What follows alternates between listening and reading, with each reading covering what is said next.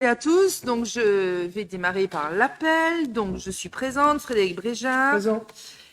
Edith Bagard, Présent. Gérald Bardot est absent, il a donné pouvoir à Stéphane Decugis qui devrait arriver, Catherine Laurin, François Franier, Virginie Génaud devrait arriver aussi, Jonathan Villers, Colette Mansuy, Jacques Lamblin, Marie Virouet absente, elle a donné pouvoir à Alexandra Hugo Cambou, Joël Dissangro, Christian Flavenot, Michel Bush, Benoît Tallot arrivera en retard, a priori, pouvoir Edith Bagard, Pierre-Jean Courbet est absent, pouvoir Michel Bush, Claude Maillet absent, pouvoir Valérie Didier, Catherine Duchesne, Stéphane Decugis devrait arriver, on assuré. Valérie Didier, Caroline Thomas est absente, a donné pouvoir à Joël Dissangro, Ludovic Chaumet, Laurie Chochot-Duplessis, Alexandra Hugo Cambou, Geoffrey Mérez-Bolo, Nolan Bartel, donc arrivée de Virginie Génaud et de Stéphane Decugis. Nolan, je t'ai cité. Hein. Ouais. Pascal Huillier, Anne-Marie Di Marino, Barbara Bertozzi Bievolo est absente, elle a donné pouvoir à Laetitia Saucé. Étienne Maire est excusé sans pouvoir.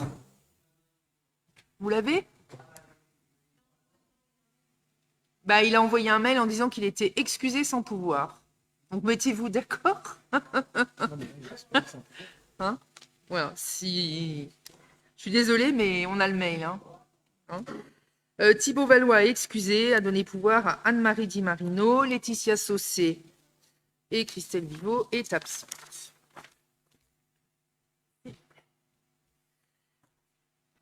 Bien. Alors, communication des décisions prises donc, par le maire. Est-ce qu'il y a des remarques ou des questions ? Alors, Madame Di Marino, je vous attendais. Ah bon ? Pourquoi ? Comme à votre habitude. Allez-y, je vous donne la parole. Juste quelques explications sur la décision.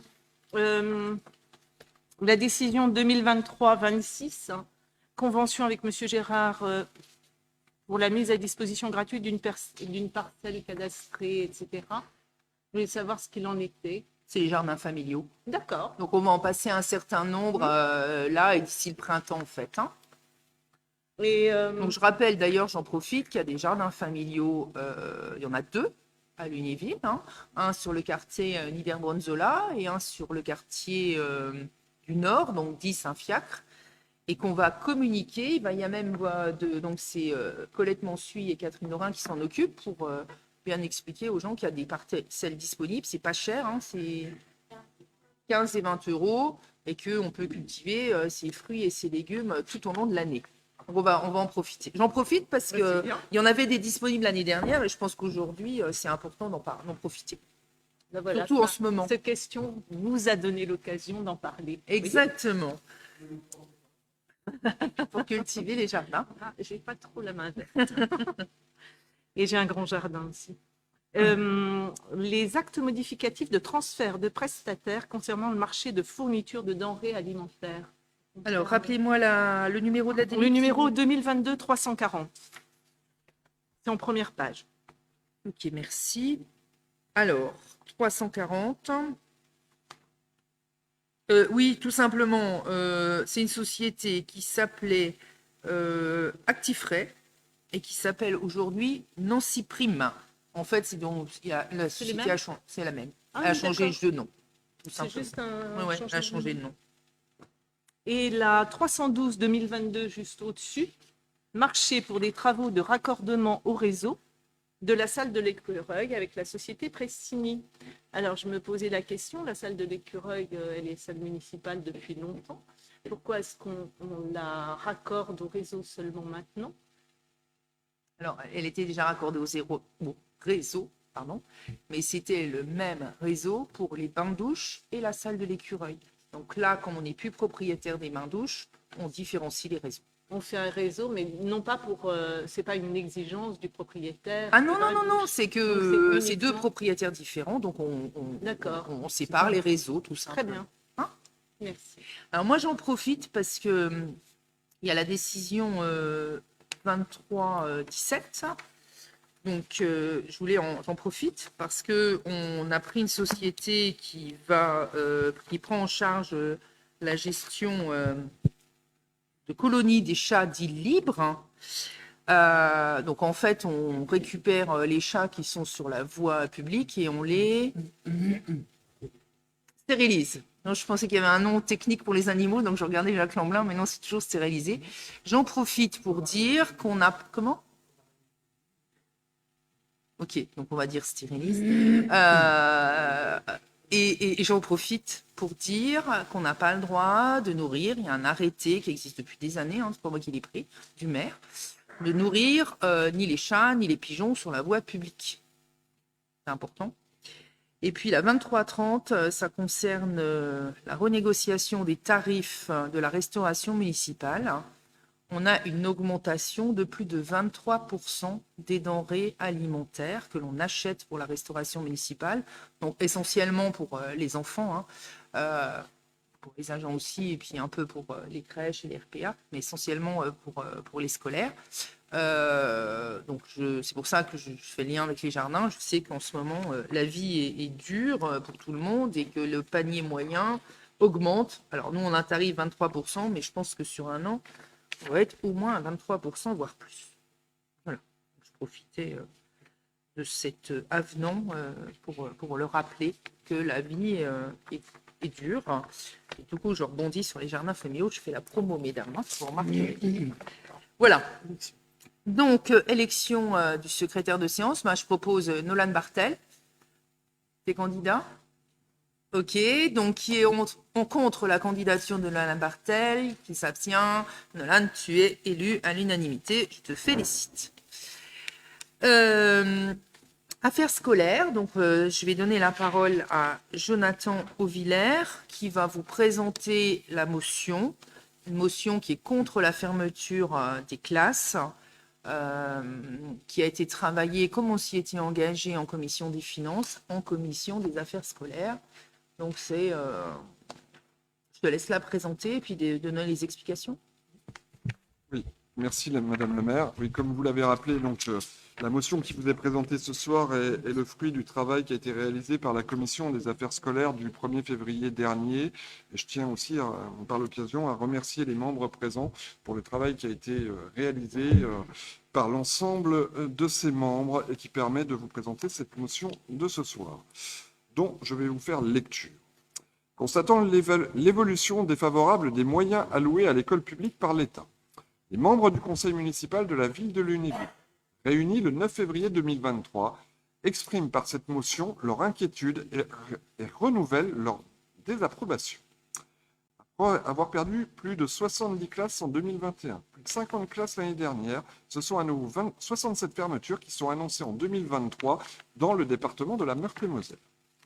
L'annonce de l'ouverture de 18 classes à la rentrée prochaine ne compensera malheureusement pas ce solde négatif.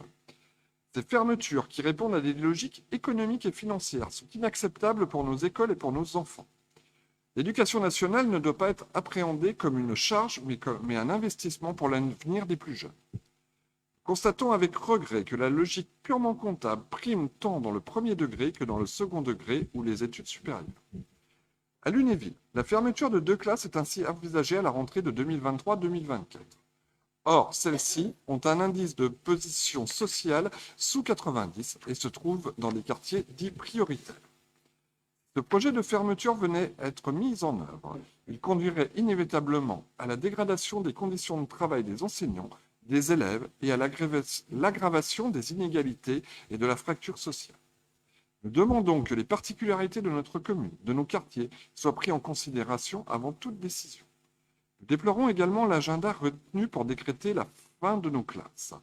En effet, la décision de fermer des classes est arrêtée en février, en se basant sur des prévisions d'inscription, alors que les effectifs définitifs des classes ne seront connus qu'en juin. C'est pourquoi l'ensemble du conseil municipal demande solennellement à la direction académique des services de l'éducation nationale de revenir sur ces 2 fermetures annoncées dans l'intérêt des enfants, de leur réussite scolaire et de leur épanouissement. Le conseil municipal souhaite aussi apporter son soutien aux équipes enseignantes et aux parents d'élèves du lycée Bichat contre la fermeture de la section BTS comptabilité annoncée à la rentrée prochaine. Concrètement, ces fermetures paupérisent l'offre de formation supérieure à Lunéville et obligent les étudiants de Lunéville et du territoire à se rendre à Nancy, où une section BTS comptabilité gestion en alternance a été créée au détriment de notre territoire. Une grande majorité des étudiants de ces sections, majoritairement issus des bacs professionnels et technologiques, sont boursiers, 85% des étudiants de première année. Peu d'entre eux auront les possibilités financières de se déplacer ou de trouver un hébergement à Nancy. L'ensemble du conseil municipal demande donc au rectorat de surseoir à ces décisions pénalisant durement nos élèves. Ces décisions sont en contradiction avec les annonces du gouvernement et son soutien affiché aux villes moyennes. Alors, pour revenir un peu sur la chronologie, en fait, en particulier sur les 2 retraits poste annoncés sur le premier degré à Lunéville. Donc, nous avons été prévenus le 19 décembre par l'inspecteur de circonscription qui nous avait demandé un rendez-vous à Madame le maire et à moi-même et qui nous informait que 2 postes d'enseignants rentraient dans le champ d'études de la carte scolaire 2023, donc 2 postes situés sur l'école La Fontaine et sur l'école Hubert-Monet.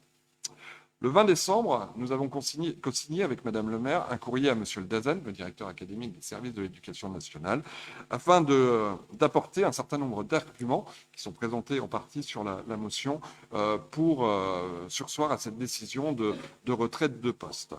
Nous avons également refait un courrier la semaine dernière, fin de semaine dernière, le 2 février, apportant des éléments complémentaires.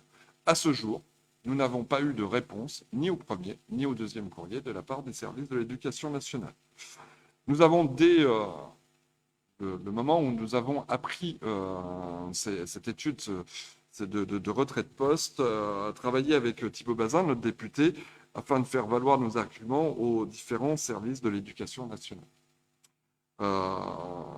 Voilà les démarches. Donc, depuis, sur le temps très court qui nous a été imparti, le 19 décembre, veille des fêtes de fin d'année, jusqu'à aujourd'hui, 9 février, nous avons été très actifs. Voilà ce que je peux dire pour le moment. Si vous avez des questions ou des éléments complémentaires, je suis à votre disposition. Merci. Alors, moi, je compléterai sur le BTS, qui n'est pas de notre responsabilité, comme vous le savez, mais c'est, comme Jonathan Auvillers l'a dit, aujourd'hui, les annonces gouvernementales sont on soutient les villes moyennes. Et en fait, dans les faits, on se rend compte que c'est faux. La preuve, parce que mettre à disposition des enseignants pour nos enfants et devant nos enfants nous semble essentiel. Je pense à tous autour de la table, qu'ils soient plus petits, mais aussi qu'ils soient plus grands, ou plutôt aux jeunes, dans ce cas-là, dans le cadre du BTS. Le BTS, moi j'ai été alertée par le proviseur qui m'avait, lors d'un entretien, parce que je rencontre régulièrement les proviseurs des établissements, qui m'avait alertée sur le souci. J'ai été remise à la remise des diplômes des BTS en décembre, où là j'ai senti vraiment que ça frémissait. Donc j'ai contacté et on a été encore en contact avec les enseignants des BTS. Et on a travaillé vraiment tous ensemble avec Thibault Bazin, qu'on sollicite beaucoup en ce moment pour défendre nos intérêts, et également Valérie Debord, donc, qui est devenue entre-temps, et ça c'est une chance pour nous, première vice-présidente de la région Grand Est, pour dire que ce n'était pas possible de faire ça, quoi. Sur la section BTS, les jeunes, et là je travaille pour le territoire, ne viennent pas que de Lunéville, viennent également de l'est du département, où on sait qu'il y a des conditions encore plus compliquées qu'ici. En plus, ça veut dire que les jeunes doivent se déplacer à Lunéville, ça va à peu près, mais aller à Nancy avec, du coup, ça veut dire du logement, ça veut dire plein de choses, dire que ils peuvent pas. Ce qui signifie qu'il y a des jeunes qui ne pourront pas suivre des études supérieures si on commence à nous titiller, voire à nous enlever des sections Bac+. Donc vraiment, on a fait un gros travail. Alors, je tiens à l'annoncer à tous aujourd'hui, une petite victoire. C'est qu'on a obtenu, tous ensemble, et je tiens vraiment à remercier et Thibaut et Valérie de bord, de rouvrir une section d'apprentissage en compta gestion à l'Univille à la rentrée septembre 23. Alors, on a obtenu 5 postes en apprentissage, ce qui ne complète pas, bien évidemment, la vingtaine d'élèves qu'il y avait. C'est déjà un progrès. 5 postes d'apprentissage. Donc moi, j'ai eu des contacts avec les enseignants, enfin, une enseignante cet après-midi qui était mon relais auprès des autres enseignants pour leur annoncer. Donc elle était ravie. Ravie. Alors, bien évidemment, moi, on va faire ça de manière plus formelle, mais on va tout mettre en œuvre pour que ces jeunes, et on va tous utiliser notre réseau, pour que ces jeunes puissent trouver une entreprise. Parce qu'en apprentissage, derrière, c'est une entreprise. Que ce soit une entreprise, bien évidemment, locale. Parce que si c'est pour qu'ils retrouvent une entreprise à Nancy, il n'y a aucun intérêt.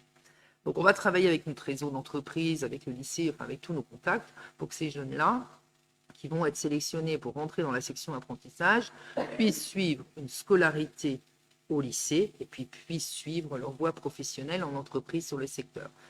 Donc, c'est 5. Et si ça marche, l'année prochaine, bien évidemment, ça pourra évoluer à une vraie section. En général, l'apprentissage, c'est des plus petites sections. C'est plutôt une quinzaine d'élèves que 25. Donc, voilà cette nouvelle.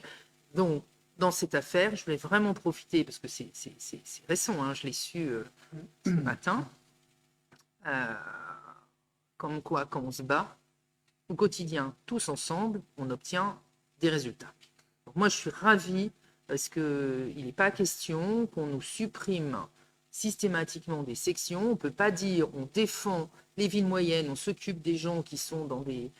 C'est à la mode, les villes moyennes, on les aide, on défend tout le monde, et puis en fait, dans les faits, on fait le contraire. Donc là, je pense qu'on peut tous être ravis du résultat.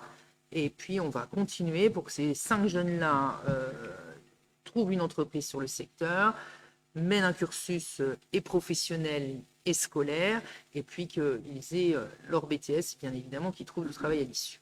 Voilà ce que je voulais vous dire par rapport au dossier affaires scolaires. Concernant les fermetures, on n'a pas tant diminué, et Jonathan va vous donner les chiffres, tant diminué que ça en termes d'élèves, et c'est là-dessus aussi qu'on continue et qu'on ne lâche pas, parce qu'il y aura 4, d'après les chiffres qu'on a aujourd'hui et les chiffres de la rentrée, on perdrait, du coup, je te laisse annoncer les chiffres. Oui, en effet, donc on risque de perdre donc deux enseignants donc, qui vont entraîner 2 fermetures de classe à la rentrée prochaine. Et quelques chiffres pour montrer que la population scolaire de l'Univille reste stable. En 2021-2022, l'année dernière, on avait 473 maternelles et 885 primaires dans les écoles publiques de l'Univille, soit un total de 1358 élèves. Cette année, en 2022-2023, donc c'est les chiffres du 6 janvier, on a 470 élèves de maternelle, donc on a perdu que 3 unités, et on a 881 élèves d'élémentaire, donc là on perd 4 unités, et ce qui nous fait un total de 1351 élèves inscrits dans les écoles primaires de la ville. Donc en fait, le delta n'est que de -7. Et malgré tout, on va nous fermer 2 classes. Et j'ajouterais, si vous me le permettez, Madame la maire, c'est que, comme on l'a expliqué dans la motion et comme vous l'avez rappelé, donc il se base sur des potentiels effectifs à la rentrée, chiffres qui sont pris en fin d'année, début d'année, alors que les campagnes d'inscription vont seulement débuter.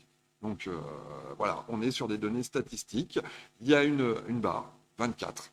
En dessous de 24, eh ben, on ferme les classes. Voilà. Sans regarder ou en regardant au minimal le contexte des écoles. Les 2 écoles concernées, l'école La Fontaine, c'était 77 élèves en 2021-2022, c'est 78 cette année. Et l'année prochaine, d'après les projections que nous faisons, par rapport aux naissances qui ont lieu il y a 3 ans, ce qui entraîne qu'il peut y avoir quelques variations, on estime que la population dans cette école, à La Fontaine, sera de 78 élèves à la rentrée. On va quand même rester sur quelque chose d'assez stable, mais on est avec une moyenne d'élèves de moins de 24 après la fermeture de la classe. Et donc, c'est ce que regarde l'État. Donc oui, après le dispositif de fermeture de classe, on aura sur La Fontaine un effectif moyen de 23,7. Sur Hubert-Monet, on constate une baisse quand même sur l'année entre l'année 21-22, on était à 270 en 21-22, on est à 258 22-23, mais je rappelle pour mémoire que cette école a déjà subi une fermeture de classe l'année dernière. Et ce qui a changé aussi, c'est que, vous savez, parce que malheureusement, c'est pas la première fois que ça arrive, mais que traditionnellement, on a des chiffres en décembre, toujours avant Noël, et qu'il y a une clause de revoyure après la rentrée. Et que là, on nous a annoncé très clairement que quels que soient les effectifs de la rentrée, les choses sont figées, ce qui n'est pas... Enfin, vous imaginez, entre le 15 décembre et le 1er septembre, les gens bougent, évoluent, déménagent, emménagent, etc. Donc, il y a en plus, il y a une nouvelle norme qui est rentrée en jeu et que c'est pas acceptable, quoi. Vas-y. Compléter. C'est des choses que nous avons déjà vécues, hein, pour mémoire. À la rentrée 2020-2021, a été ouverte une classe en septembre à l'école du Quai quand il a été constaté une forte augmentation des élèves inscrits. Et je rajouterais aussi que l'année dernière, il y a eu le dispositif UEMA qui a été ouvert à l'école Hubert-Monet, qui doit permettre l'inclusion donc des enfants entrant dans le spectre de l'autisme, des inclusions dans des classes. En augmentant l'effectif moyen de ces classes, l'inclusion en sera plus compliquée. Donc, bon, visiblement pas de commentaires. Je pense qu'on est tous d'accord pour dire notre désapprobation concernant ces décisions. Donc, je vous propose d'approuver la motion contre les fermetures de classe et de m'autoriser à la signer et à la transmettre aux services départementaux de l'éducation nationale et au rectorat, bien évidemment. Qui est contre cette délibération? Qui s'abstient? Elle est votée à l'unanimité. Je vous remercie. Le point suivant ne fait pas l'objet d'une délibération, mais sur l'ordre du jour, il était noté que je ferai un point sur le bilan 2022 du plan propreté. Donc, je vous rappelle, hein, c'est un plan qu'on a voté, qui a été adopté en janvier 2022. Et qu'on avait pris des engagements. Donc, je voudrais reprendre les points, point par point, par rapport à nos engagements.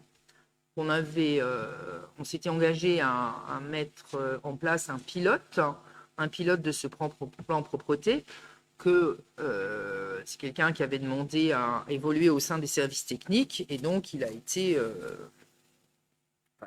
a proposé sa candidature et il a été retenu. Donc, il s'agit de Mathieu Locatelli, qui est bien connu de nos services et des Lunévillois, et bien évidemment. Nous, on a investi plus de 20 000 € en équipement. L'équipement, c'est des souffleurs thermiques, des souffleurs électriques, des débroussailleuses, etc. Mais également 2 vélos cargo. On voit dans la rue beaucoup, et un vélo électrique, parce que Mathieu Locatelli avait préféré avoir un vélo pour suivre les chantiers plutôt que d'avoir une voiture. Et d'ailleurs, c'est une bonne chose parce qu'on voit plus de choses en vélo. On a consacré 1 million d'euros de masse salariale sur ce dossier. Ce n'est pas forcément des embauches, hein, c'est des organisations qui ont été faites. Quoique, il y a une embauche sur 1 million, mais 1 million d'euros de masse salariale sur le dossier de propreté de plan Plus belle ma ville. Et on a ainsi pallié en partie à l'insuffisance de l'ancienne DSP des ordures ménagères, délégation, je rappelle, de la communauté de communes. On a ramassé en 2022 plus de 600 tonnes d'ordures ménagères réparties dans la ville. Je rappelle qu'en 2019, c'était 60 tonnes. 2019, donc c'était avant la délégation qui a été mise fin au 31 décembre 2022. On ramassait 60 tonnes avant, donc de déchets dans la ville. Hein. En 2022, on en a ramassé 600 tonnes. On a également réorganisé les tournées de nettoiement. On a créé un 4e secteur au service des espaces verts en embauchant un agent, donc un jardinier, quelqu'un qui est un professionnel, pour prendre en compte l'augmentation des surfaces végétalisées de la ville. Je rappelle qu'en 10 ans, on a augmenté de 2,5 hectares les surfaces végétalisées à Lunéville. Donc on a organisé les secteurs, on a rembauché quelqu'un. Et je vous rappelle, ça a été couronné de succès vu qu'on a été confirmé dans notre dossier 4 fleurs, qui ne reprend pas, je le rappelle à tout le monde, que les fleurs qu'on met, mais la qualité de vie dans la ville, hein, et entre autres la propreté. On a accentué la communication sur ce dossier-là, hein, par les paubages, par les panneaux électroniques, par le magazine municipal où systématiquement on rappelle des bonnes règles tous les trimestres de notre magazine. Et on a accompagné les initiatives citoyennes, entre autres les marches propres qui sont faites régulièrement et qu'on va réimpulser, bien évidemment. On a fait aussi une politique, je retourne vers Frédéric, hein, une politique répressive importante en 2022. On a dressé 420 procès-verbaux pour dépôt d'ordures ménagères. Ce qui veut dire que quand on dresse un procès-verbal, on sait qui est le fautif. D'accord ? Donc, où il a été repéré, pris la main dans le sac, c'est le cas de le dire, ou vu à la caméra, où on a retrouvé un papier justifiant que le sac lui appartenait dans le sac. On a fait également 3 opérations de coups propres, comme on appelle, donc rue Gambetta, rue de la Résistance et en Vieille-Ville, et on va continuer. Donc là, je rappelle, on demande qu'il n'y ait pas de voiture de stationner dans la rue en question. On nettoie vraiment à fond la ville, enfin tout, et en plus, quand il y a besoin, on recrée les peintures au sol. D'accord ? Et puis, donc cette année 2023, on va poursuivre bien évidemment l'ensemble de ces actions. Et en plus, je tiens à vous le dire, on a formé 8 agents. 8 agents, on n'a pas 800 agents en ville. 8 agents de la ville, hein, donc des agents du domaine public, des agents des parcs et jardins et des agents de la voirie qui se sont portés volontaires, qui ont été formés. Et donc maintenant, ils sont appelés gardes particuliers.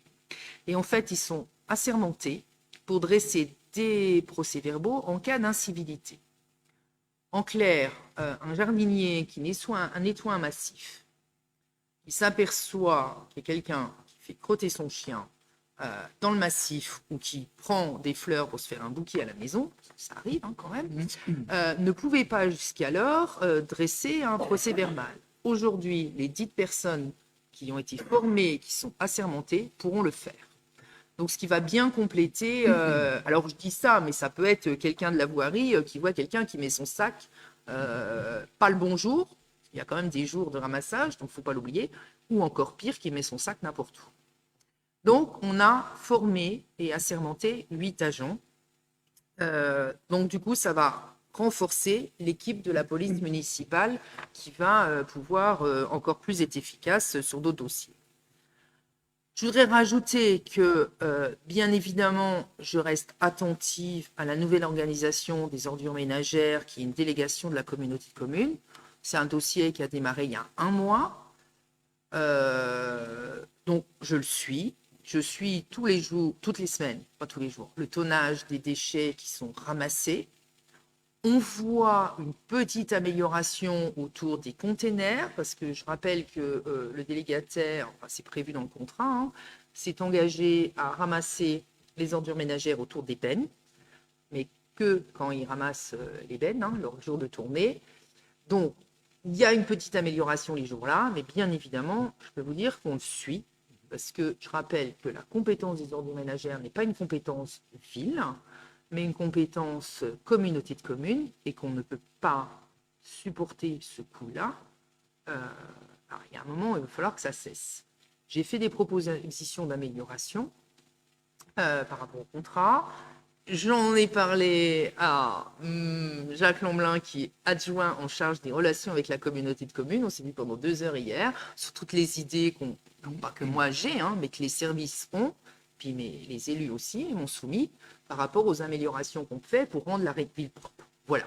Donc, ce que je voulais vous dire, c'est que je ne lâcherai pas ce dossier-là parce que c'est pas possible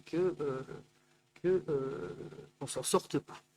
Voilà ce que je voulais vous dire par rapport au point sur notre ville qui doit être propre et donc plus belle. Voilà l'idée que l'on a et que l'on poursuit et qu'on va poursuivre encore. Police municipale, les agents assermentés, plus ce dossier ordures ménagères qui, j'espère, va évoluer dans les meilleures conditions qui soient pour nous, mais aussi pour nos concitoyens. Jacques Lamblin, je te sens attentif sur ce dossier. Je suis presque autant que vous, Madame le maire. Moi, je voudrais saluer votre persévérance sur ce sujet-là. Et c'est certain que la propreté, tout le monde y est sensible. Et on entend très souvent, quand on voit des sacs, des commentaires évidemment sévères quant au comportement de ceux qui ont cette fâcheuse habitude. Et puis, il faut aussi se dire une chose, c'est que ce sont les bons qui payent pour les mauvais. C'est-à-dire que, je pense tous ici, on paye, et comme beaucoup de Lunévillois, pour l'essentiel, on paye pour avoir un service et donc une ville propre. Et je suis convaincu personnellement que l'essentiel des sacs noirs qui traînent dans la ville sont déposés par des gens qui sont passés sous la détection et qui ne payent pas. Et comme ils ne payent pas, ils déposent leurs sacs, ils l'espèrent discrètement. Ce n'est pas toujours le cas, et ça le sera de moins en moins avec la mesure salutaire que vous venez de prendre. Alors oui, c'est vrai qu'on discute pour améliorer encore les choses, mais le problème fondamental, c'est que dans notre communauté de communes, il y a la ville de Lunéville, qui est donc l'agglomération principale. C'est un peu vrai pour la commune de Baccarat aussi, mais c'est encore plus vrai pour la ville de Lunéville, qui est une ville avec beaucoup d'immeubles collectifs, et c'est sans aucun doute un peu plus délicat d'arriver à faire accepter par le plus grand nombre, et dans un monde idéal par la totalité des usagers, les règles du jeu, que dans des communes rurales. Donc, il y a des problèmes qui sont de deux natures différentes, les communes rurales et puis les communes urbaines.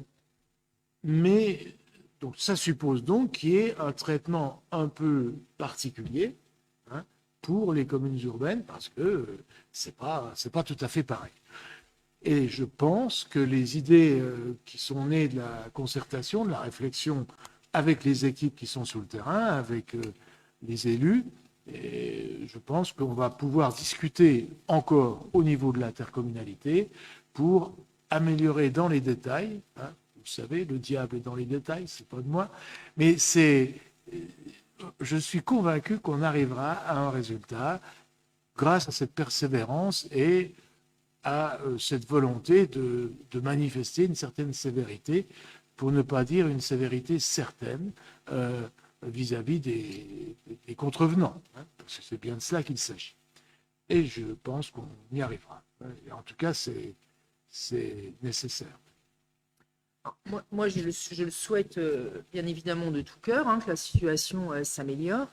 Je tiens juste à dire, quand même, je suis peut-être un peu sévère, mais que les sacs retrouvés ne sont pas tous des sacs des Lunévillois. Enfin, trouvés et les procès-verbaux, bien évidemment, ne sont pas tous des sacs de Lunévillois.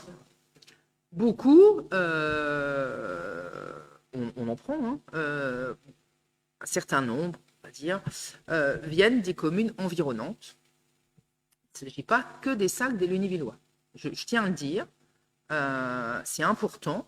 C'est plus facile de déposer un sac dans une rue à Lunéville quand on n'est pas lunévillois que de le mettre en plein cœur de son village. Mais je peux vous dire qu'il y a des sacs qui ne viennent pas que de Lunéville, qui viennent de la communauté de communes, mais aussi d'autres communautés de communes. Ce n'est pas que des sacs de Lunévillois. Donc, ça m'incite à être encore plus sévère parce que il y a un moment, Lunéville n'est pas un dépotoir. Voilà ce que je voulais vous dire. Moi, ce que je voudrais surtout, c'est que chacun ait les moyens de pouvoir déposer leurs poubelles avec des badges ou des poubelles à containers et que chacun prenne ses responsabilités par rapport à ce dossier-là et qu'on ne passe pas systématiquement en travers des mailles du filet. Parce que les gens déclarés payent cher, hein, je le dis, mais ils payent pour les gens qui ne payent pas et qui ne sont pas déclarés. Et c'est ça qui n'est pas acceptable. Et il y en a un certain nombre qui ne sont pas déclarés. Et on sait que dans une commune, une petite commune où il y a 140 habitants, il est plus facile de repérer celui qui ne sort pas sa poubelle que dans une ville comme la nôtre. Enfin, c'est pas envisageable. Donc il faut aussi que chacun ait un peu de civisme et prenne ses responsabilités. Voilà ce que je voulais vous dire concernant, je ne voulais pas faire un dossier poubelle, mais concernant Plus belle ma ville et le dossier sur lequel on travaille. Virginie. Juste une question, parce que j'ai eu la question, c'est le cas de le dire. Un nouveau Lunévillois qui arrive, comment fait-il pour avoir un nouveau badge? Alors, aujourd'hui, il doit se présenter à la communauté de communes.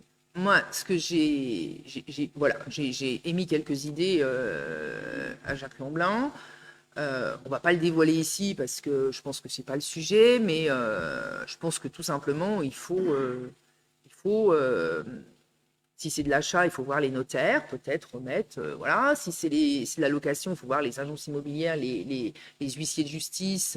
Déjà, après, on ne va pas cibler le particulier qui a un appartement qui le loue en direct, mais au moins, on aura, déjà, si on arrive à débroussailler 80% des contrevenants ou des gens qui sont de bonne foi mais qui ne savent pas où s'adresser, ça serait formidable. Donc voilà, moi, tu m'en avais parlé de ce sujet-là. Moi, du coup, j'ai un peu réfléchi. Je pense qu'il faut. Moi, je ne veux pas raconter ma vie, mais certains d'entre vous le savent, j'ai beaucoup déménagé pour des situations, en raison professionnelle, fut un temps. Et à l'époque, on allait à la poste, on avait tout ce qu'il fallait faire pour quand on déménage. Il fallait aller à la mairie pour s'inscrire sur les listes électorales, il fallait aller aux impôts, enfin voilà, il fallait faire un certain nombre de choses. Et ben voilà, c'est une petite fiche de bonne conduite. Qu'est-ce qu'on fait quand on emménage? Et entre autres, voilà. C'est un peu ça l'idée. Donc on en a parlé hier, mais bon, voilà. Après, c'est un sujet CC, mais je veux dire, il faut qu'on réfléchisse tous à notre niveau pour essayer de trouver des solutions faciles. Pas la peine de faire des solutions faciles et acceptables pour tout le monde. Voilà un peu le travail sur lequel nous, on a réfléchi, et puis j'ai transmis tout à mon adjoint en charge des relations. Voilà ce que je voulais vous dire. Merci. Je manquais d'activité, donc je vous remercie.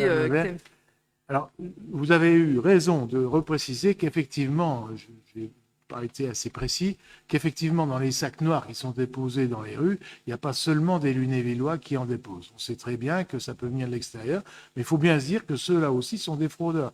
Parce que s'ils font ça, c'est eux aussi pour ne pas payer. Et c'est le même problème. Tous ceux qui font ça, eh bien, non seulement ils ne payent pas, mais ce sont les autres qui payent pour eux. Il faut en effet savoir que le prix global de la prestation est divisé par le nombre de foyers ou de points d'ayant droit, de nombre d'utilisateurs. Déclarés. Et on fait un calcul, un prorata, et puis voilà. Donc, s'il y a quelques centaines de personnes ou de familles, qui ne sont pas inscrits, eh bien, c'est autant de recettes en moins et qui seront payés par les autres. Voilà. Donc ça, c'est pour ça que tout le monde a intérêt à ce que ça s'arrête. Et je pense que les propositions qui vont être faites sont de nature à améliorer beaucoup, beaucoup la situation. J'espère. En facilitant en particulier le problème que tu viens d'évoquer, Virginie. Monsieur Lhuillier a levé la main. Merci Madame la maire de me donner la parole. C'est un vrai sujet polémique. Il n'y a pas de polémique à avoir à cette heure-ci. On en a déjà bien débattu. Et, et on voit qu'effectivement, moi j'ai 2 points qui vont certainement prêter à réflexion. C'est que quelque part, les Lunévillois payent 2 fois. C'est-à-dire une fois au travers de leur redevance incitative et la deuxième fois au travers de leurs impôts parce qu'il y a beaucoup d'incivilités. Alors ça, c'est la première chose. Et je me dis, voilà, est-ce qu'il y a vraiment besoin d'une autre organisation? Et bon, vous connaissez ma position sur l'organisation, je ne vais pas vous la répéter, mais on est plus dans une position service public. Ce qui est en lien d'ailleurs avec ce que vous avez dit sur la Poste et sur le reste. Hein, voilà, hein. Et donc après, la deuxième idée, c'est que si on mettait, en admettant qu'un jour notre ville devienne vraiment attractive, en termes de, elle y est déjà, non, mais encore plus en termes de tourisme. Et là, je me pose la question, on ne peut pas, à un moment donné, non plus faire payer les touristes qui viendraient et puis qui laisseraient un sac éventuellement, parce qu'il y a aussi dans les villes à fort tourisme, forcément, des incivilités. Et donc, du coup, est-ce que à la communauté de communes, on ne peut pas réfléchir à ce que ce service-là soit vraiment pris en charge? Parce que la répression, voilà, après, derrière, l'incivilité, je suis comme vous, j'ai du mal à la supporter, effectivement, mais partout, dans tous les domaines. Mais par contre, verbaliser, ça va, pour moi, ça va être qu'une petite partie, c'est qu'une petite partie de ce que si on se revendique d'une ville touristique avec la 4e fleur, ça devrait être impeccable, y compris sur les poubelles. Or, on voit bien que le dysfonctionnement, alors vous allez me dire, bon, on remet en place, ça va être beaucoup mieux, on a quitté la DSP, voilà, bon, machin, j'espère, on y sera attentif que ce sera de mieux en mieux. Parce que je me dis, c'est pas normal qu'on se retrouve avec des poubelles qui traînent en ville, alors que... Bon, voilà, c'était une réflexion.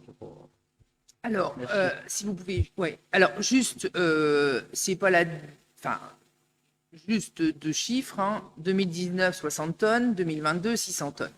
Voilà. Donc, ça veut dire qu'il y a eu quand même un souci, et on le sait tous, dernièrement. Maintenant, il faut faire confiance à l'avenir, hein. Moi, c'est ce que je dis, et c'est pour ça que j'essaye. Écoutez, moi, je pose une question. Je suis déçue, moi. Ben, mais on est d'accord, on est d'accord. Et c'est pour ça que j'ai émis des idées pour qu'on puisse plus sanctionner. Pas que j'aime sanctionner, mais une fois que ça se saura, les gens arrêteront, tout simplement. Alors, bon, voilà, on va pas faire un dossier poubelle, mais je tiens à dire aussi que le ramassage, c'est essentiellement des poubelles, on est bien d'accord, mais c'est aussi des mégots de cigarettes, des papiers. On a eu les masques, hein, qui n'existaient pas il y a quelques années. Les gens mettaient leurs masques par terre au lieu de les mettre dans la poubelle. C'est aussi les mouchoirs sales, enfin, j'en passe, c'est des meilleurs. Hein. La bouteille de boisson qu'on boit dans la rue et qu'on met par terre au lieu de le mettre dans la poubelle. Enfin voilà, c'est aussi une forme d'éducation. Et là-dessus, je ne lâcherai rien. Parce que je pense que si on doit avoir une ville propre, ça me semble important pour les Lunévillois, déjà, et puis les touristes, bien sûr, mais d'abord pour nous au quotidien. C'est quand même plus agréable de marcher dans la rue quand il n'y a rien qui traîne. Voilà, je pense que le débat est clos. Moi, je vous avais promis un point au bout d'1 an. Le point est fait. Donc, il y a un gros travail des services. Je voulais juste quand même, ça je le dis au directeur, particulièrement M. Didier, que je sais que c'est pas simple de faire le travail que les équipes techniques font. C'est c'est pas un travail valorisant pour eux. Je peux vous dire qu'il faut les motiver au quotidien parce qu'ils ramassent quand même les cochonneries que les gens laissent. Et ça, c'est pas possible, quoi. Ce sont des agents de la ville et on a d'autres missions plus intéressantes à leur proposer que de ramasser j'allais dire une grossièreté, mais je vais m'arrêter là, des autres. Voilà. Bien. Un sujet dont on va parler régulièrement ces 3 prochaines années, c'est l'église Saint-Jacques. Donc l'église Saint-Jacques, on le sait tous, hein, c'est le monument emblématique qui appartient à la ville de Lunéville. Hein. Je rappelle, le château et son parc appartiennent au département. Donc là, nous, on n'est pas responsable de ce dossier. Par contre, on est responsable de l'église Saint-Jacques, qui est un monument historique, comme chacun le sait, qui appartient à la commune de Lunéville. Je rappelle que c'est le seul monument que l'on voit d'où qu'on arrive de Lunéville. Pardon. Chaque entrée de ville, vous levez le nez, on voit les tours de l'église Saint-Jacques. Donc c'est vraiment le monument emblématique. Bon, un petit rappel d'histoire, hein. Il a été construit grâce, dans un premier temps, à Léopold et achevé sous la gouvernance de Stanislas Lesinski. L'église s'appelait au départ église abbatiale de Saint-Rémy, elle a été rebaptisée église Saint-Jacques. En 1971, il y a eu un constat de fait à l'époque, un bilan sanitaire qui a été fait en déclarant que la façade nord de l'église était en très mauvais état. Il y a eu quelques travaux qui ont été faits dans les années 80, et puis, mais vraiment quelques petits travaux. D'ailleurs, on est en lien avec le cabinet André, hein, qui est quand même spécialiste de la rénovation des bâtiments historiques dans le Grand Est. C'est-à-dire en France, peut-être pas, mais dans le Grand Est. Et les travaux de l'époque n'ont pas été faits conformément à ce qui aurait dû être fait. Donc, c'est plutôt des travaux qui ont plutôt dénaturé certaines choses, et entre autres des pierres. Aujourd'hui, on a prévu quelques photos, oui, si vous pouvez y aller, pour vous montrer l'état de l'église, donc pris lors de l'audit qui a été fait. Donc, certains ont peut-être vu de la grue. Donc là, la photo 1, c'est un pot à feu, qui n'est plus là, bien évidemment. C'est le support, tout à fait. Et on voit, bon, il n'y a plus de pot à feu, ça c'est, vous le voyez, mais il y a aussi la pierre qui est particulièrement détériorée, verdâtre et abîmée. Il y a pratiquement plus de pot à feu sur l'église. C'est important de le savoir, hein. La photo 2, on voit l'éclatement des pierres et du parement. Donc, les pierres, qu'on soit clair, quand elles tombent au sol. Non, mais c'est important de le dire. Donc, moi, je suis responsable de la sécurité aussi. Elle ne tombe pas dans le ciel, non?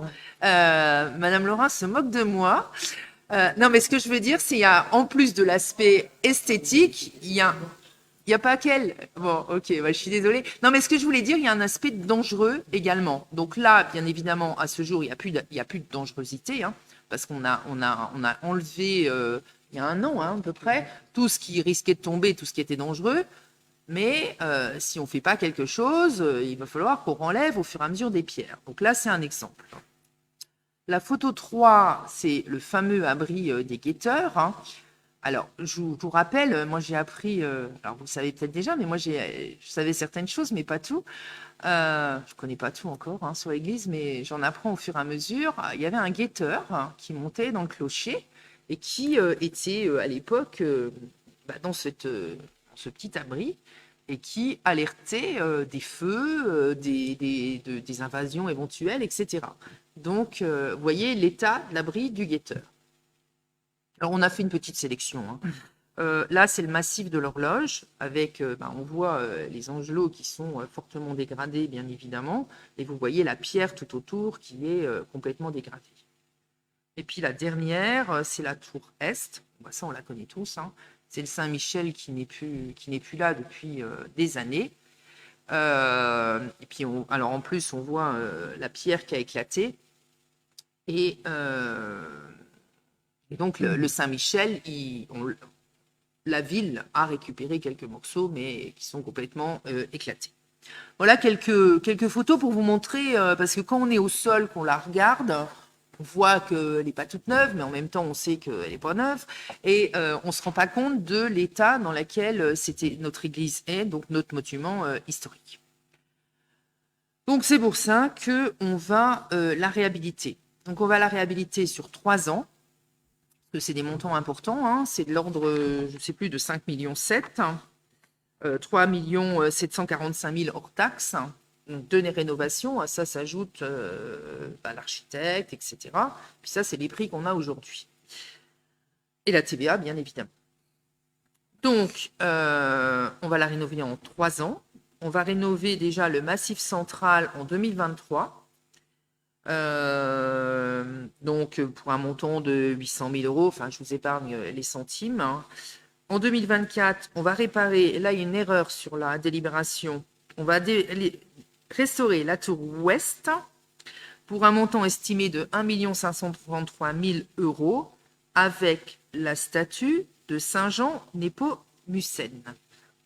Hein, on a mis sur la délibération qu'elle était sur la tour est, mais non, la statue de Saint Jean Népomucène est sur la tour ouest. Donc, c'est la statue qui existe encore, mais qui est aussi fortement abîmée. Et en 2025, donc la statue Saint-Michel, bien évidemment, va être refaite. On ne pourra pas réhabiliter la statue de Saint-Michel qui est en morceaux aujourd'hui, qu'on conserve bien évidemment. Elle sera refaite. Alors, je ne peux pas encore vous donner les détails. Est-ce qu'elle sera refaite en pierre? Est-ce qu'elle sera refaite en résine, hein, ce qui se fait aujourd'hui beaucoup sur certains monuments. Pour le moment, on n'a pas la réponse. Et ça, c'est 2025 pour un montant de 1 412 938 € hors taxe. Donc, l'objet de la libération, mais je voulais vraiment vous en parler pour vous montrer l'état, c'est de demander des subventions donc à la DRAC. Alors, on sait déjà, ça papote autour de moi et devant moi, on sait déjà que derrière moi, devant moi, enfin, vous n'êtes pas très attentifs, hein, vous avez faim maintenant, puisqu'on fait le conseil à 19h30, on n'a plus le droit de manger avant. Donc la DRAC s'est engagée, on est dans le programme 2023, 2024, 2025. Ça, on travaille avec la DRAC depuis plus d'1 an. Donc là, on sait qu'on est engagé. 30%. On sollicite la région Grand Est, et en général, quand la DRAC nous suit, la région Grand Est nous suit. Et puis, autofinancement, 30%. Alors, on espère moins, mais voilà. Et puis, autre, on va en parler sur la libération suivante, c'est les mécénats qu'on va mettre en place. Voilà ce que je vous dis. On va également, et ça, j'en profite, ça va être sur le magazine qui va sortir, on va organiser des réunions dans l'église avec donc Madame André qui nous suit sur ce dossier-là, et puis une fois avec Hélène Chavier, il y a les Chavrans, et une fois avec Catherine Guyon. Alors je ne sais plus les dates, je crois que c'est le 3 mars et 31 mars, c'est ça? Ouais, on me confirme. En début de soirée à l'église Saint-Jacques pour parler bien évidemment de Saint-Jacques, de son histoire et des travaux qui vont être faits pour sensibiliser les Lunévillois, mais aussi les amis de Lunéville à ce projet. Là, donc là, on va démarrer, dans 1 mois en fait, on va démarrer ce travail. L'idée, c'est de démarrer les travaux le plus rapidement possible maintenant. Les dossiers sont en train d'être mis en place pour ensuite faire des appels d'offres, etc. Voilà ce projet d'église Saint-Jacques. Moi, je peux vous dire, je peux vous donner d'autres détails, hein, mais je pense que là, on a fait un bon point. Il me semblait important, vous voyez les photos, pour que vous compreniez l'utilité de réhabiliter ce bâtiment historique. L'impérieuse nécessité. Des questions? Joël, je te donne la parole. Oui, merci Madame le maire. Bon, tout ça, c'est très intéressant et éminemment urgent, c'est évident. Une simple question, est-ce que l'on sait où sont les pots à feu et les différents parements qui ont été retirés au fil des années? Est-ce qu'ils sont entreposés à Lunéville ou ailleurs? Est-ce qu'ils sont conservés? Alors, je ne dirais pas où, mais tout a été retiré avec le maximum de précautions au fur et à mesure des soucis. Je sais qu'on en avait fait quand j'étais adjointe aux travaux, donc sous les mandatures de Jacques, il y en avait eu fait d'avant, hein, avant 2008. Donc, nous, on a eu un souci l'année dernière, on a tout mis à l'abri. On n'est pas sûr que tout pourra être réhabilité, rénové, comme la statue de Saint-Michel qui ne sera pas. Hein. Ça, on est certain que la statue, c'est pas possible de la rénover. Les pots à feu, je pense que certains pourront être réhabilités d'une manière ou d'une autre à la fin du chantier, que ce soit ou en résine ou en pierre ou en grès, en fonction, hein, parce que en fonction de la hauteur de l'église, il y a du grès, il y a de la pierre, il y a différents matériaux, du calcaire aussi sur certaines statues, d'où leur fragilité d'ailleurs. Tout sera refait comme du temps de Stanislas. Ce qui pourra être rénové sera bien évidemment rénové.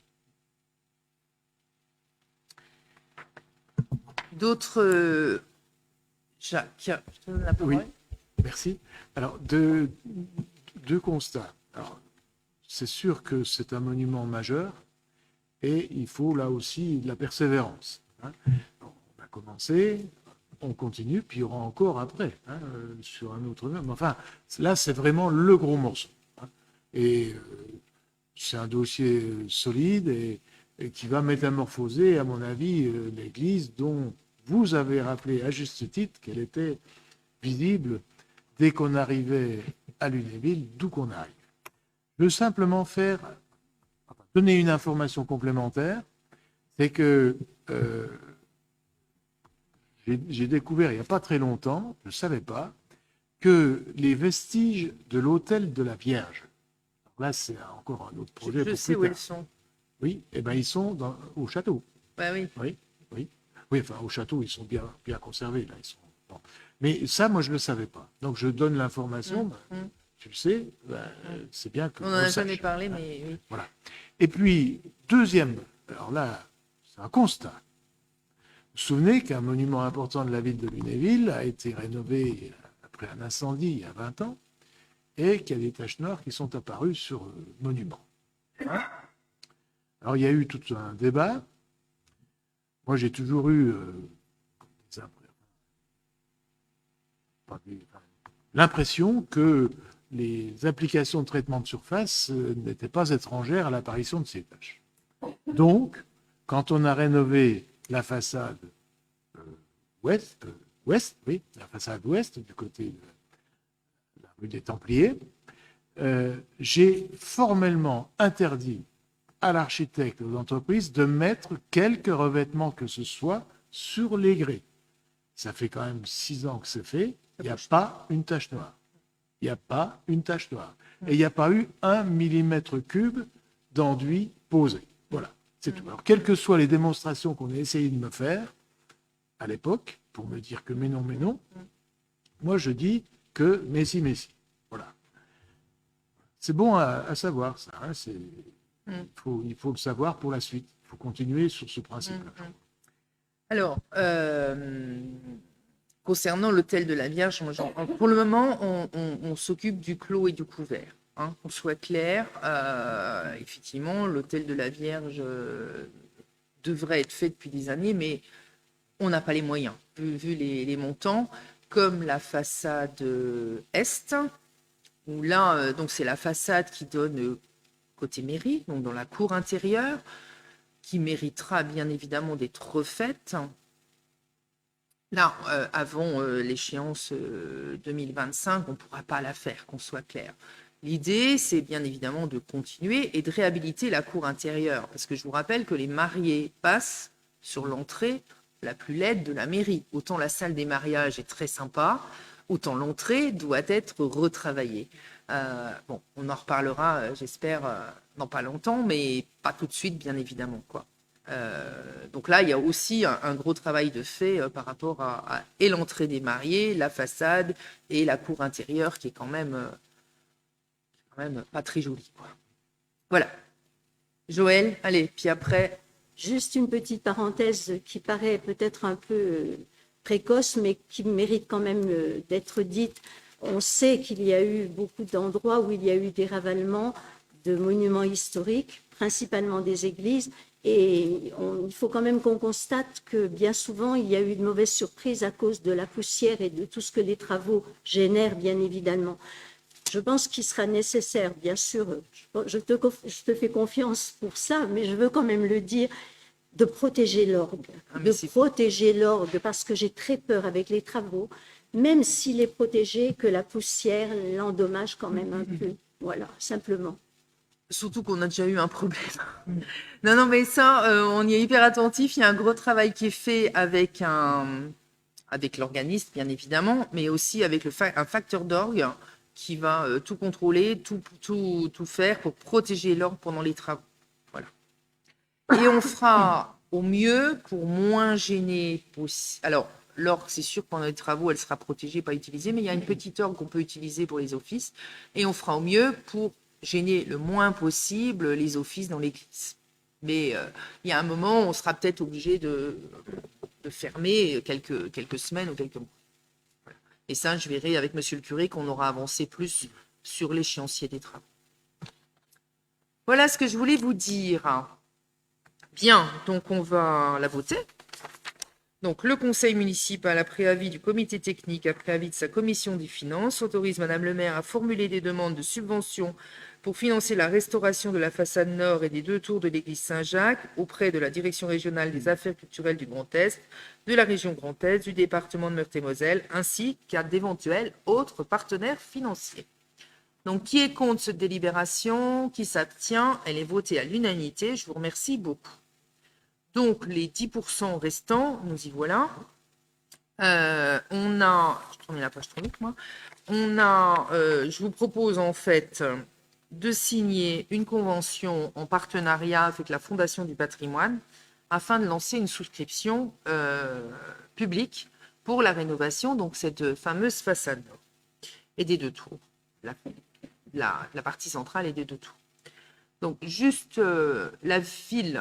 Nous, on n'a pas les moyens humains ni financiers pour réaliser de l'ingénierie du mécénat. On ne sait pas faire. Voilà.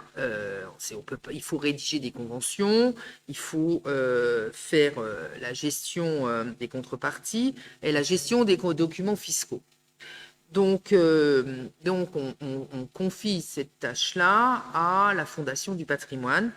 Bien évidemment, on va être un partenaire important dans ce dossier, et entre autres en termes de communication. Mais la Fondation du patrimoine a tout un panel de communication important et de savoir-faire en termes d'ingénierie. Parce qu'en fait, il faut aller chercher l'argent, il faut le gérer, il faut signer, bien évidemment, et puis il faut donner aussi les reçus fiscaux. Juste un rappel, les entreprises peuvent exonérer 60% de ce qu'elles donnent. D'accord? Donc, elles donnent 1000, elles sont exonérées de 600 €. Et les 400 € donc, sont à leur charge. Et en contrepartie, la Fondation du patrimoine et la ville communiquent. Alors, on n'a pas encore défini, mais on peut travailler par phase.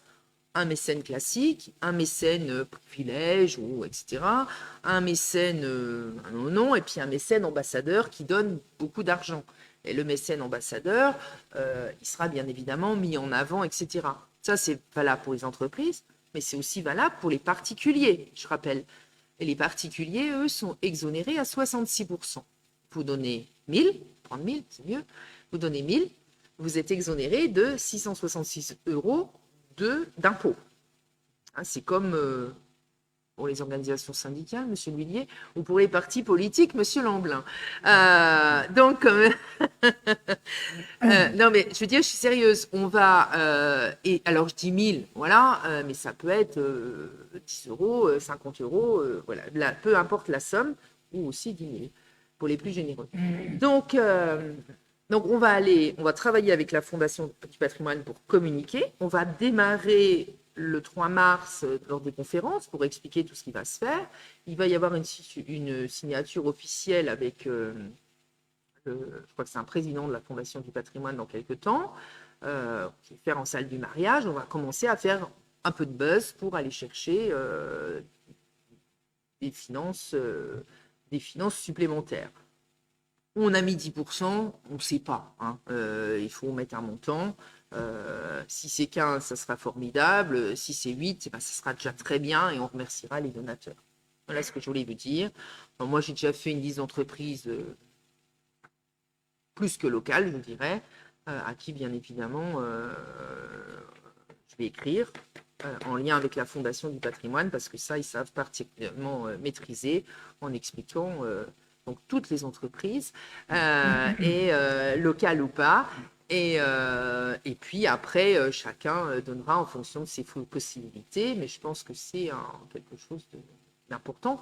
Et puis je pense aussi, ça remettra l'église au cœur de la ville, qui est le monument emblématique de notre ville. Voilà ce que je voulais vous dire. Des questions?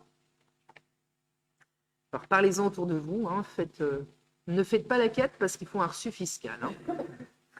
Donc il faut faire la quête de manière différente. Donc le conseil municipal, après avis de sa commission des finances, autorise Madame le maire à signer la convention de partenariat avec la Fondation du patrimoine afin de lancer la souscription publique pour la restauration de la façade nord et des 2 tours de l'église Saint-Jacques, autorise la Fondation du patrimoine à collecter les fonds via sa plateforme pour le compte de la ville et mandate Madame le maire à signer toutes les pièces relatives à la présente délibération. Qui est contre? Qui s'abstient? Elle est votée à l'unanimité. Je vous remercie. Eh bien, là, c'est des demandes de subvention pour l'amélioration thermique de l'habitat, des bâtiments, et je vais donner la parole à François Franier. Merci Madame le maire, bonsoir tout le monde. Donc, c'est une délibération que l'on passe tous les ans. Ça concerne cette fois-ci des demandes de subvention pour l'amélioration thermique des bâtiments communaux, hôtel de ville, théâtre et l'école René Haby. Ça concerne pour l'hôtel de ville et le théâtre un changement de fenêtre en simple vitrage par des menuiseries bois en double vitrage. Et pour l'école René Haby, c'est une porte d'entrée.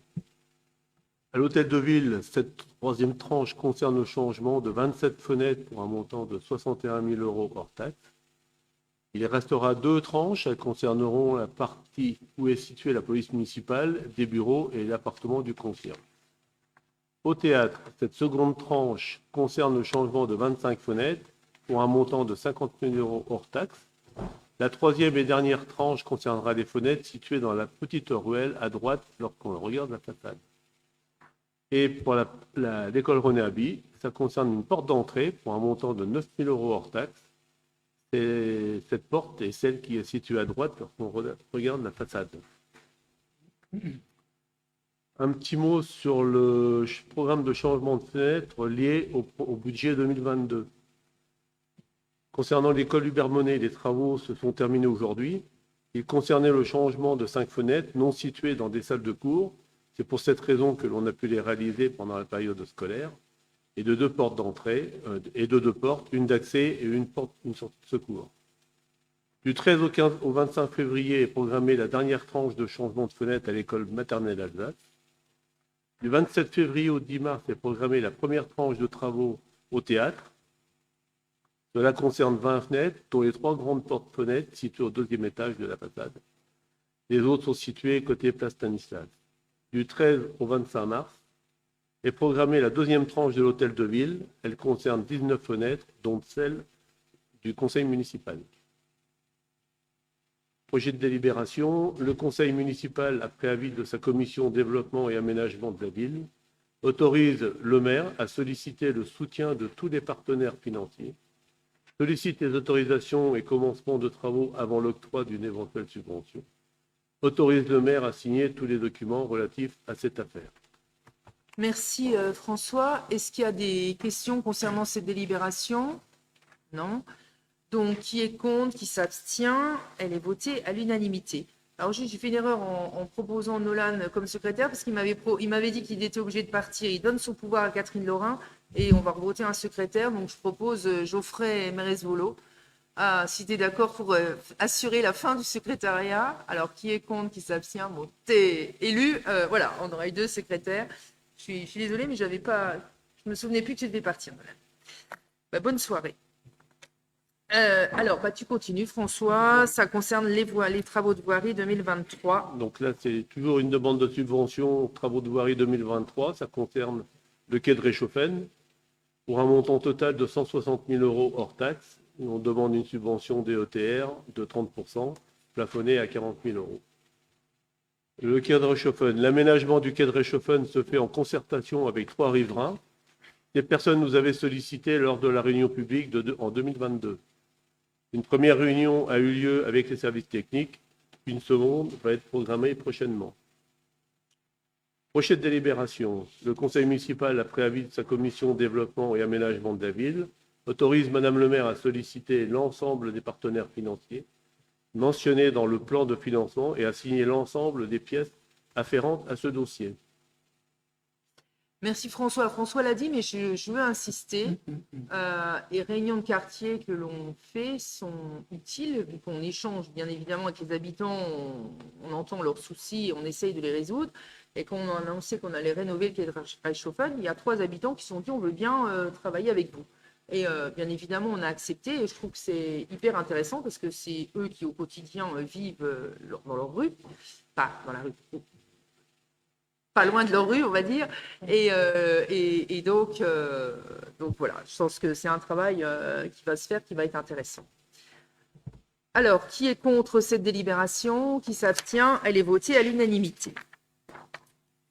Donc, le sport. Donc, je vais passer la parole à Stéphane Decugis qui va vous présenter la délibération en l'absence de Gérald Bardot. Donc, Stéphane, tu as la parole là. Tu mets ton micro, s'il te plaît. Donc, sport, versement des subventions, intervention sportive scolaire, commission des finances, donc du 30 janvier 2023. Dans le cadre de la promotion de la pratique des activités physiques et sportives dans les écoles primaires, la ville a souhaité proposer des cycles de sport encadrés par les éducateurs diplômés des clubs locaux, après validation des projets par l'éducation nationale. La délibération 2021-272 fixe les modalités de cette action. Une indemnisation à hauteur de 30 € de l'heure d'animation est octroyée aux associations conventionnées avec la ville. Pour les cycles de janvier-février et mars-avril, il y a donc 7 clubs qui interviennent pendant 6 séances pour chaque classe, qui c'est du CP au CM2, selon un planning établi par le service des sports. Donc il est proposé d'octroyer une subvention, alors vous avez le détail, de 1080 au Sporting Club de handball, 360 au Football Club Lunéville, 540 au Sport Orientation Lunéville, 900 € au Lunéville Badminton Club, 720 € au Tennis Club Lunéville, 900 € au Lunéville Karaté Club et 900 € à la Lorraine Gym de Lunéville. Ça fait un total, si je ne me suis pas trompé, de 5 400 €. Merci Stéphane. Je rajouterais que c'est pareil quand on parle les annonces de notre gouvernement qui dit une demi-heure de sport à l'école. Nous, on l'a fait, la demi-heure de sport, grâce aux associations et c'est important de le souligner aujourd'hui. Voilà. Donc, tu peux continuer. Ouais. Je tiens à souligner d'ailleurs que c'est en partenariat avec les clubs de la ville qui eux-mêmes se professionnalisent puisqu'ils ont des éducateurs diplômés d'État. Tout à fait. Grâce à ces éducateurs, ils peuvent intervenir dans les écoles. Voilà. Donc, c'est plutôt un cycle vertueux de travailler avec les associations de cette manière-là. Donc, le projet de délibération, je vais vous le dire, le conseil municipal, après avis de la commission des finances, décide d'attribuer donc 1080 € au Sporting Club Handball, 360 € au Football Club Lunéville, 540 € au Sport d'orientation lunévillois, 900 € au Lunéville Badminton Club, 720 € au Tennis Club Lunéville, 900 € au Lunéville Karaté Club, 900 € à la Lorraine Gym Lunéville. Précise que les crédits nécessaires figurent au BP 2023, nature 65-74, fonction 40, enveloppe 23 153. C'est pour les comptables. Ouais, les engagements corus, on va s'en passer. Voilà. Ok. Bien. Merci Stéphane. Est-ce qu'il y a des questions, des remarques concernant cette délibération? Juste pour dire que je ne participerai pas au vote. Merci Joël. Donc pas d'autres remarques. Donc Joël Dissangro ne participera pas au vote. Donc qui est contre cette délibération? Qui s'abstient? Elle est votée à l'unanimité. Stéphane, tu continues. Alors, sport, versement de subventions à l'Amicale des sports enchaînés lunévilloise, commission des finances du 30 janvier 2023 pour avis. L'Amicale des sports enchaînés lunévilloise, AZEL, a organisé les courses de la Duchesse le dimanche 15 janvier 2023 en forêt communale de Lunéville, à proximité du parcours de santé. Plusieurs épreuves se sont déroulées, donc des courses de 5, 14, 21 km, des run and bike de 14 et 21 km. Ça, ce sont les courses adultes. Un run and bike et des run and bike pour les enfants. Marche nordique ou randonnée de 11 km et des courses pour les enfants. Cette course, inscrite au calendrier officiel fédéral, a rassemblé de nombreux participants. Pour information, 750 personnes ont participé à cette course. Afin de faire face aux dépenses, le club a sollicité une aide financière de la ville. Le budget prévisionnel de cette manifestation s'est élevé à 8 960 € hors valorisation du bénévolat, qui était énorme, parce qu'il y avait plus de 70 bénévoles sur la course. Et la commission propose une subvention de 400 €. Pour information, donc cette course, c'est moi qui l'avais créée à l'époque. Elle a été transmise dans son organisation au président actuel du club AZEL, qui est Christophe Macret. En 2019, comme on l'organise en janvier, c'est la seule course du panorama qui organise un semi-marathon en plein hiver, au mois de janvier, où les gens peuvent courir dans la neige. Ça s'est produit une année. C'est une des 2 seules courses de run and bike en France sur du longue distance 21 km. Ça n'existait pas avant. Il y a une seule, c'est dans le Rhône, où il y a une course comme ça. En 2019, c'était la dernière. En 2019, en janvier, c'était la dernière manifestation avant le Covid, et donc l'ensemble des confinements. Il y avait 700 personnes. Au retour du Covid, alors que tous les événements ont dévissé en Lorraine, il y avait moins de 40% en gros d'événements. La course a refait 700 personnes. Cette année, 750 personnes. Sur le panorama lorrain, ça devient une course de référence. Il y a des nationaux qui viennent courir maintenant à Lunéville en plein hiver, parce qu'ils préparent les marathons, par exemple, du mois de mars. Et c'est une course nature que les gens apprécient, parce qu'elle est très animée. Derrière, sur les 750 personnes, même si c'est que 30 personnes qui vont manger au restaurant, c'est 30 personnes de plus qui vont manger au restaurant ce dimanche-là sur la commune. Donc ça vaut largement l'investissement à la fois des bénévoles, etc. Je vous lis le projet de délibération. C'est une course que j'ai à cœur, c'est pour ça. Puis elle se développe bien. Donc si vous voulez aller courir l'année prochaine, il ne faut pas hésiter. Conseil municipal, après avis de la commission des finances, décide d'attribuer 400 € à l'amicale des sports enchaînés lunévilloise, précise que les crédits nécessaires figurent au BP 2023, nature 65-74, fonction 40, enveloppe 23-153, et que le versement de cette subvention est conditionné à la présentation d'un bilan auprès du service des sports. Je crois qu'il a déjà été déposé.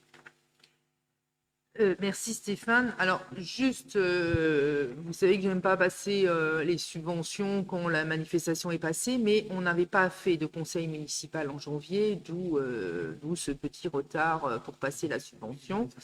Voilà.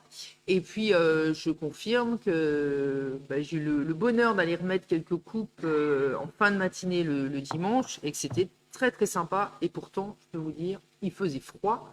Mais c'était vraiment une bonne ambiance et il y avait des gens de très loin. Donc c'était très sympa. Voilà, donc effectivement, ceux qui aiment courir, qui veulent courir, retenez, l'année prochaine, c'est toujours début janvier, 3e week-end de janvier. Bien, donc qui est contre cette délibération, qui s'abstient, elle est votée à l'unanimité. Donc jeunesse, toujours Stéphane.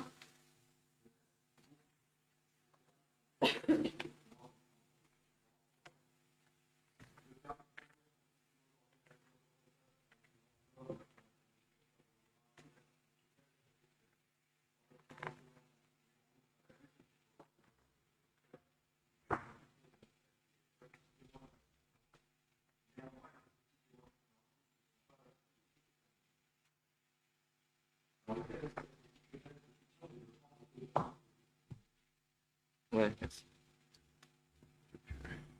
Et de lutte contre l'insécurité routière, d'aide à l'insertion pour la formation et la découverte du monde du travail et d'amélioration du cadre de vie, la ville de Lunéville souhaite contribuer à l'obtention du permis de conduire des jeunes.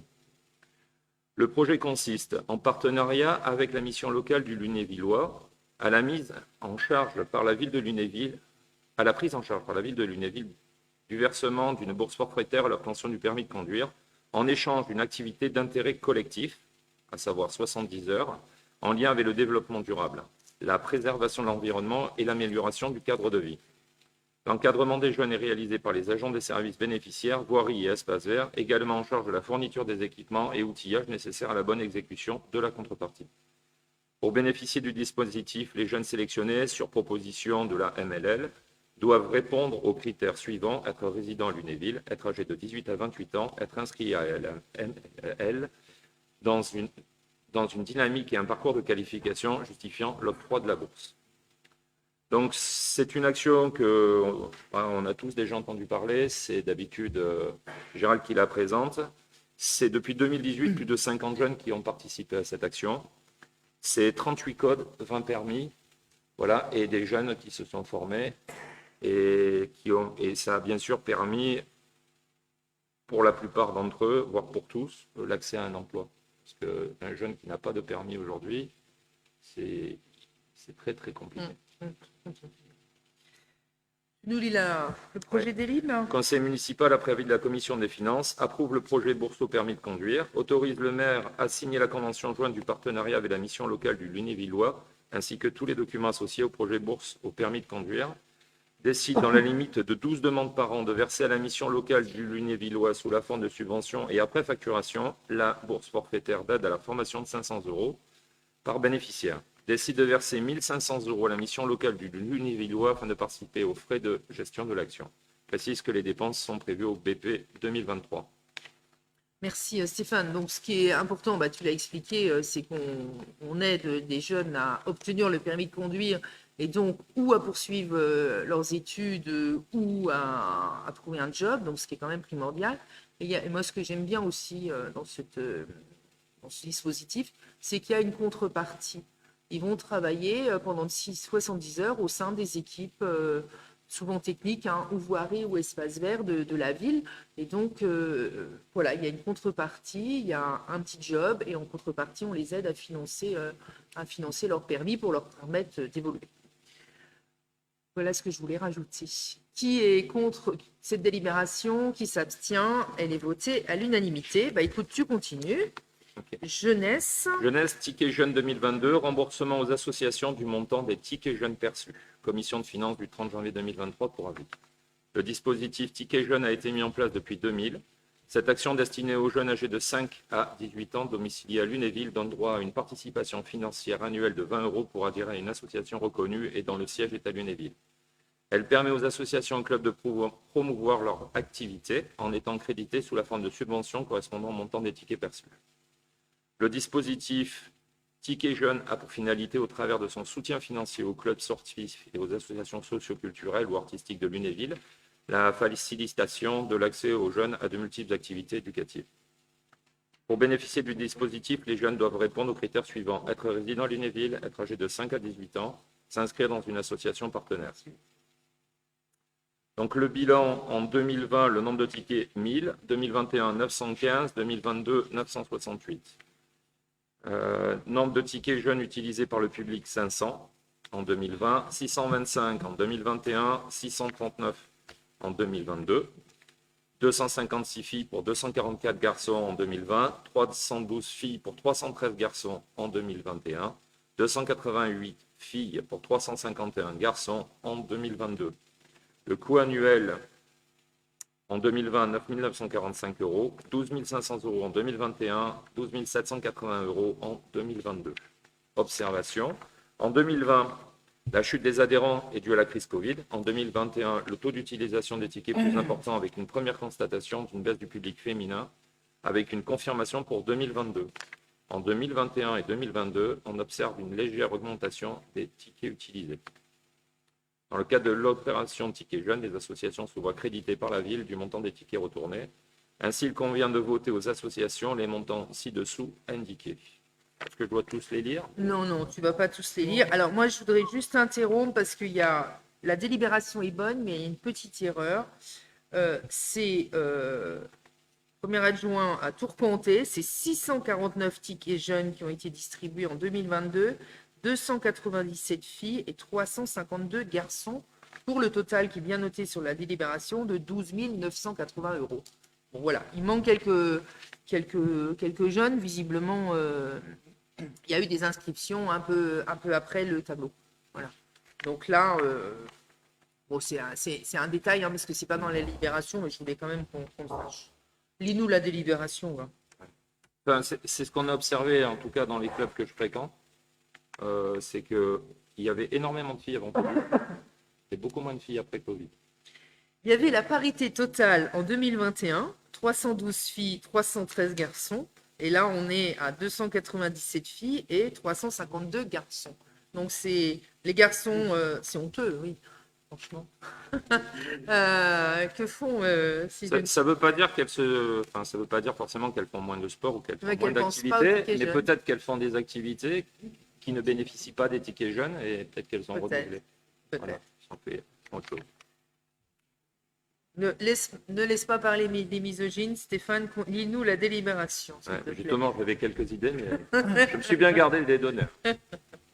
Décide de verser, donc le conseil municipal, après avis de la commission des finances, décide de verser la somme de 12 980 €, là c'est juste, aux associations suivant la répartition précisée ci-dessus. Précise que la dépense est prévue au BP 2023. Merci. Qui... Il y a de questions. Hein, qui est contre cette délibération? Qui s'abstient? T'as une question?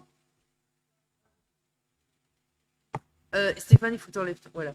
Alors, Jacques Pas une Lamblin. question, mais c'est une remarque.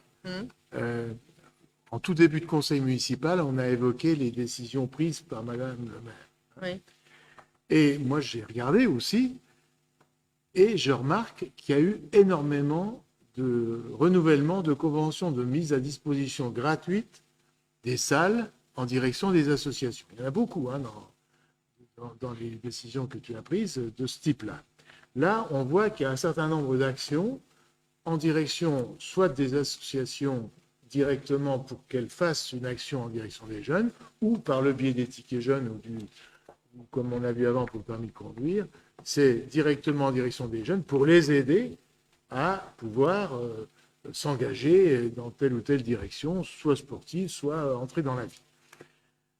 Ça veut dire que la préoccupation de notre équipe, et ce n'est pas nouveau, elle est permanente. Hein. Et on en parlait il y a quelques jours, c'est que je relisais un document où les gens qui contrôlent les finances de la ville disaient que les subventions accordées au monde associatif par la ville de Lunéville sont très supérieures à la moyenne des villes de même stade. Et que malgré les difficultés de l'époque, on n'a jamais baissé ces subventions. J'ajoute que le renouvellement des conventions pour les salles, c'est gratuit. Et il y a beaucoup de communes, de collectivités aujourd'hui qui font payer un loyer. Hein. Et ça n'est pas le cas de Lunéville. Je pense que ça ne le sera pas tant qu'on aura notre mot à dire. Hein. Ça, c'est sûr. Voilà, il faut le souligner parce que c'est important. Comme tu l'as dit, la vie associative, c'est absolument fondamental dans la qualité de la vie dans une ville. Et ça, on y est attentif. Et on est un certain nombre, parce qu'il y a beaucoup d'associations à Lunéville et il y a donc beaucoup de conseils d'administration. On est quand même un certain nombre à en faire plusieurs par semaine. Et tout le monde le sait. Vraiment, et beaucoup pratiquement tous les présidents remercient la ville. Et entre autres la municipalité, de voter les aides, d'avoir réorganisé les salles dans une période compliquée par rapport, entre autres, aux fluides, parce que tout le monde sait que c'est important, et moi je le dis, alors là ça concerne un peu ses enfants, mais je le dis systématiquement, je préfère que les jeunes, et aussi les moins jeunes, soient occupés dans le monde associatif, qui soit sportif ou culturel ou de bricolage, enfin peu importe, hein, ou intellectuel, plutôt que de traîner dans la rue ou d'être devant la télé, quoi. Donc, voilà, on peut le faire, on le fait, et on fait ce qu'il faut pour soutenir le monde associatif, et on le sait tous autour de la table. Joël, tu t'abstiens? Voilà, moi, Tu je participes pas au vote? Pas au vote. Vous non plus? Ouais, ok. Alors, Joël Dissengros et Pascal Huillier ne participent pas au vote parce qu'ils sont concernés de par leur activité diverse ou conjointe. Ok. Tu avais lu la délib, je crois, Stéphane. Donc, qui est contre, qui s'abstient, elle est votée à l'unanimité. Politique de la ville, encore du soutien, cette fois-ci aux enfants, entre autres. Donc, je donne la parole à Colette Mansuy. Merci Madame le maire. Alors, c'est une délibération qu'on retrouve chaque année depuis 2008. Le programme de réussite éducative, donc mis en œuvre en 2008, repose sur l'élaboration de parcours individualisés et personnalisés d'accompagnement scolaire, éducatif, sanitaire et social d'enfants de 2 à 16 ans. L'objectif de ce programme, porté et financé par l'ANCT, la cohésion des territoires, est d'aider les enfants concernés avec leur famille à surmonter ou à atténuer les obstacles de nature diverse qui freinent leur épanouissement. Suite à la reconduction du contrat de ville pour la durée 2020-2023 et à la poursuite du programme de réussite éducative confirmé par l'ANCT, il est demandé à la ville de Lunéville d'apporter, en plus des valorisations inscrites au bilan annuel, une contribution financière directe au fonctionnement du dispositif. La ville de Lunéville propose donc de contribuer au financement du dispositif à hauteur de 13 500 €, étant entendu que cette somme sera versée au Centre communal d'action sociale chargé du portage administratif du dispositif de réussite au niveau local. J'avais quelques chiffres pour le dispositif, à savoir dans sa présentation, l'entrée à l'école et les apprentissages, l'arrivée au collège et la prévention du décrochage scolaire, l'implication et la participation des parents. C'est une obligation pour tous les enfants qui sont suivis.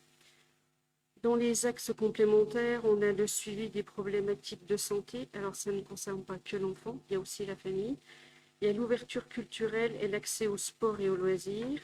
On a des thématiques comme l'implication des parents dans la scolarité des collégiens, la prise en compte des besoins des habitants du territoire en termes d'éducation, le fonctionnement en réseau. Des chiffres pour 2022, on avait 82 enfants, dont 28 filles et 54 garçons, répartis dans les écoles, à savoir l'école du Quai, l'école René Haby, l'école de Mongeau, Hubert Monet et Jules Ferry. Pour la répartition collège, on a Ernest Bichat, Charles Guérin et Charles Guérin Secpa. Alors, les problèmes rencontrés, l'absentéisme, les problèmes de santé, la fracture numérique, le décrochage, les difficultés scolaires, sociales, éducatives, familiales. Le parcours individuel de chaque enfant dure en moyenne 18 mois, mais peut être prolongé jusqu'à 24 mois. Le nombre d'enfants qui ont participé aux différentes actions est de 101, à savoir 44 pour la courte échelle, 30 pour la natation, 13 pour les ateliers langage et 14 tutorats. Alors, la courte échelle, c'est pour 2023, 10 groupes de 5 enfants répartis sur les 5 écoles, alors qu'en 2022, on avait 9 groupes pour 44 enfants concernés sur les 5 écoles. Ça représente 25 élèves du CP et 25 élèves de CE1 et de leurs parents. Le tutorat consiste à accompagner individuellement un enfant ou un jeune aux rencontres hebdomadaires d'une durée de 2 heures. Le tutorat se fait avec l'aide des étudiants du lycée ou de l'IUT. Ça concerne les enfants résidant au QPV de Lunéville. Alors, cette action concerne 30 enfants et jeunes, et en 2022, ils étaient 14. Donc, une augmentation certaine. L'action 3, c'est la natation pour tous. Donc, vous le savez, le partenariat avec la Fondation du journal L'Équipe, Aqualune et Théo Curin, qui offrent à 15 enfants un suivi de natation pendant une année scolaire. En 2022, il y en avait 15 et en 2023, on retrouve encore 15 enfants.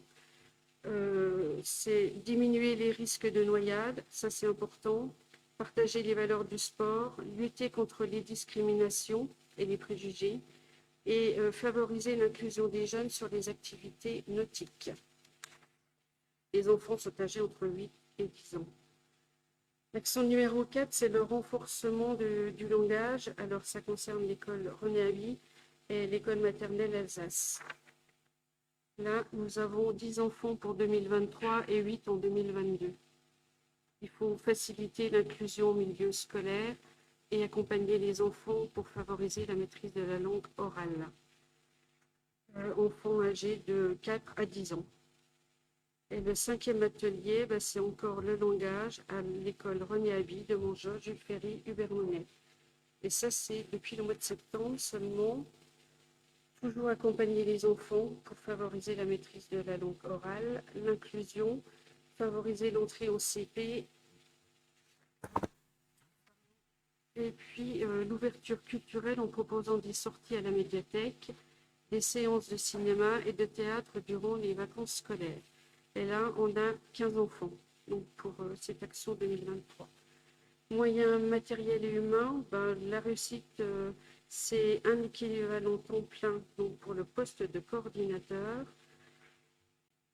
On en a un nouveau qui va arriver pour la période de mars à mai, puisque le premier sera en congé paternité. On a 6 vacataires qui aident pour les lots de voix, pour les suivis, le tutorat. On a une AESH chez les étudiants de l'UTI. Le budget, alors en 2022, on avait 77 000 euros de l'ANCT, 13 500 pour la ville, 2 500 du CD, 54. Et pour cette année, on a 80 000 de l'ANCT, il y a une petite augmentation, et toujours nos 13 500 de la ville. Voilà les petits renseignements que je pourrais vous donner. Merci Colette, je pense que ça a été clair. Moi, je retiens quand même plusieurs choses. Entre autres, quand je parlais des formations supérieures à l'Univille, quand on sait qu'il y a des jeunes de l'IUT et des BTS qui encadrent des plus petits, je pense que ça, c'est bien pour les deux d'ailleurs, hein, parce que souvent, ça donne envie aux jeunes d'évoluer et puis aux jeunes de l'IUT de s'occuper des autres, c'est pas mal. Et puis également l'opération avec Théo Curin qu'on a reconduit, qu'on a ouvert il n'y a pas très longtemps. On a rencontré d'ailleurs les nouveaux délégataires de la piscine, hein, parce que maintenant je cherche, c'est l'UCPA, et puis également la présidente de la Fondation L'Équipe qui a vraiment envie de porter des projets auprès des enfants, et ça je pense que c'est vraiment une bonne chose.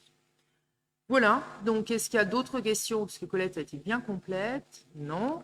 Donc on va voter. Qui est contre cette délibération? Qui s'abstient? Elle est votée à l'unanimité. Le dispositif d'aide au premier départ en vacances, donc ça c'est quelque chose qu'on fait depuis plusieurs années aussi. Donc tu vas nous la résumer peut-être? Oui, effectivement, ça existe depuis 2001.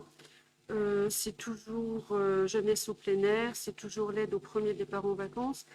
Alors, pour la ville, ce sont des candidatures spontanées qui sont retenues. Donc, dans l'ordre d'arrivée, on étudie les dossiers et on présente les enfants. Donc, il y en a 6.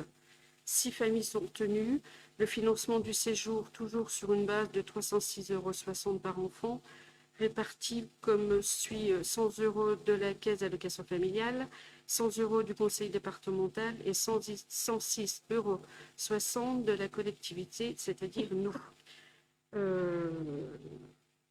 La ville propose d'octroyer une subvention d'un montant maximum donc de 640 € à l'association Jeunesse en plein air afin de permettre à 6 jeunes dont les familles ne sont pas suivies par le CCAS, donc c'est n'importe quelle famille qui peut venir s'inscrire, de se rendre pour la première fois en vacances. Les dossiers seront retenus donc par moi-même avec les responsables du service et l'agent chargé du projet.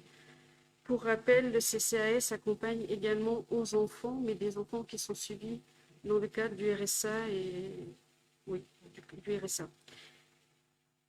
Il est donc proposé au conseil municipal de valider la reconduction de l'adhésion de la ville au dispositif aide au premier départ en vacances, ainsi que l'octroi d'une subvention maximum maximale de 640 euros à l'association Jeunesse en plein air pour les séjours qui se dérouleront au cours des vacances d'été 2023.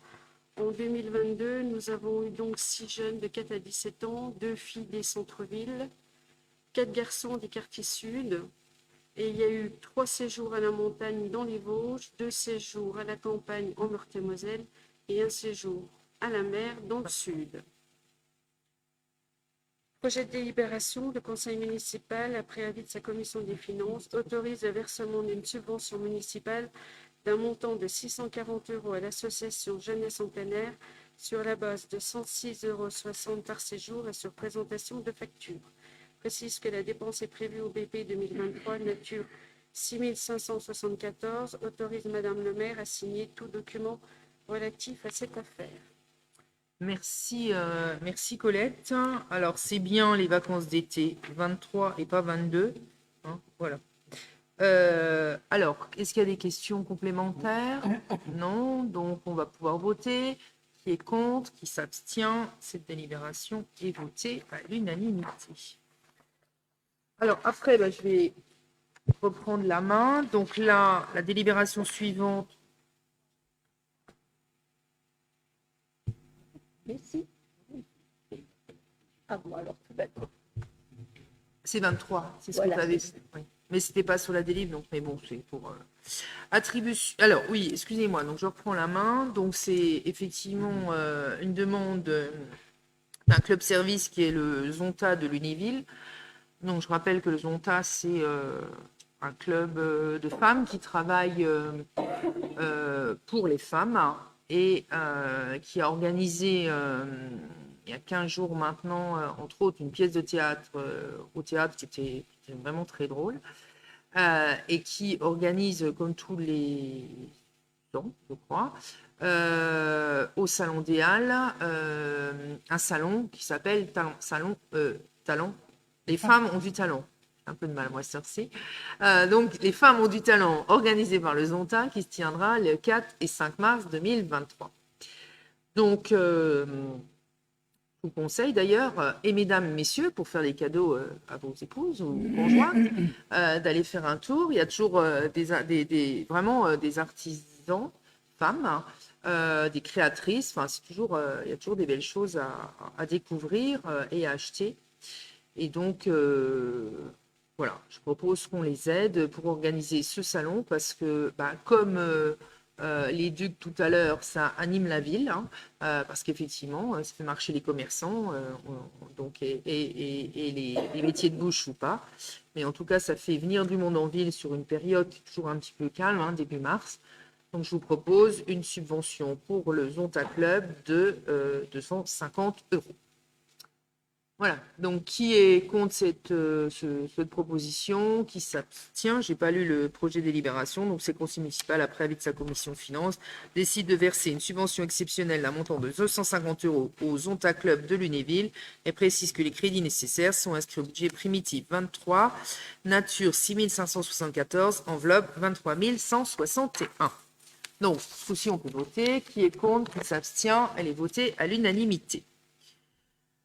Les deux dernières délibérations concernent un transfert, vont être présentées par François Franier. Donc, je te redonne la parole, François. Merci, Madame le maire. Alors, cette délibération concerne le transfert d'une compétence, de la compétence IRVE, ça concerne les chargements des voitures électriques. Lors du conseil communautaire du 20 décembre 2022, la délibération numéro 2022-182 a été votée. Elle concernait le transfert à la communauté de communes du territoire de Lunéville à Baccarat de la compétence des bornes de recharge des véhicules électriques des communes. Cette délibération, que nous allons voter, permet de régulariser ce transfert de compétences. Projet de délibération. Le conseil municipal, après avis de sa commission des finances, approuve le transfert à la communauté de communes du territoire de Lunéville à Baccarat de la compétence pour la mise en place et l'organisation d'un service qui comprend la création, l'entretien et l'exploitation des infrastructures de charge nécessaires à l'usage des véhicules électriques ou hybrides rechargeables, IRVE. autorise le maire à signer tous les actes nécessaires au transfert de compétences IRVE. Merci François. Je pense que c'est clair, mais est-ce qu'il y a des questions? Non. Donc on va voter. Qui est contre? Qui s'abstient? C'est voté à l'unanimité. Je vous remercie. Et domaine communal, donc je te redonne la parole, François. Désaffectation à usage du public, chemin rue Alfred Renaudin. Pardon. Le lotissement situé rue des Coteaux a été construit en 2000. La commune est propriétaire de la voirie et des espaces publics, en particulier de l'espace vert situé en son centre, dans les parcelles cadastrées, section BM 415 et 422. Le propriétaire de la parcelle BM 421 a obtenu un permis de construire sur ce terrain et a entamé les travaux de construction d'une maison. Or, ceux-ci ont mis en lumière une discordance entre les plans du cadastre et la réalité du terrain. En effet, un chemin d'accès à l'espace vert du lotissement, depuis la rue Alfred Renaudin, a été réalisé entre les parcelles BM 420 et 421. Afin de régulariser la situation, la ville envisage de céder le chemin pour moitié à chacun des propriétaires riverains. Un document de division parcellaire a donc été établi par le cabinet de géomètre Sabater en date du 21 octobre 2022 pour délimiter les différents terrains. Préalablement à toute cession, il convient de désaffecter ce chemin à l'usage du public. Il est à noter que l'espace vert conserve 3 chemins d'accès depuis la rue des Coteaux. Projet de délibération. Le conseil municipal, après avis de sa commission des finances, prononce la désaffectation à l'usage du public des parcelles cadastrées section BM 503 et 504 qui constituent l'emprise du chemin d'accès à l'espace vert du lotissement de la rue des Coteaux depuis la rue Alfred Renaudin. Précise que cet espace vert reste néanmoins accessible à tous depuis 3 chemins situés rue des Coteaux. Merci François. Donc, comme François l'a dit au début, c'est une erreur qui date d'il y a 22 ans aujourd'hui, que ça a été fait en 2000, et que le cadastre n'avait pas été mis à jour. Et quand on a vendu le terrain, on s'en est rendu compte. Donc voilà, donc on régularise. C'est une régularisation d'une erreur d'il y a plus de 20 ans. Je pense que c'est clair. Donc, qui est contre, qui s'abstient, c'est voté à l'unanimité. Et donc, pour régulariser de manière définitive, François va vous présenter la délibération. La dernière. Domaine communal, régularisation foncier, chemin Alfred Renaudin. Afin de régulariser la situation foncière du chemin d'accès à l'espace vert du lotissement de la rue des Coteaux, depuis la rue Alfred Renaudin, la ville a fait procéder par le cabinet de géomètre Sabater à la division de la parcelle BM 422. La parcelle BM numéro 503 d'une superficie de 52 mètres carrés a été proposée à Madame Pierre et Monsieur Yildirim, propriétaires de la parcelle voisine, et la parcelle BM 504 d'une superficie également de 52 mètres carrés a été proposée à Monsieur Didot. La parcelle BM numéro 505 reste quant à elle à l'usage d'espace vert du lotissement. S'agissant d'une régularisation foncière, la commune a proposé ces parcelles à l'euro symbolique aux propriétaires riverains.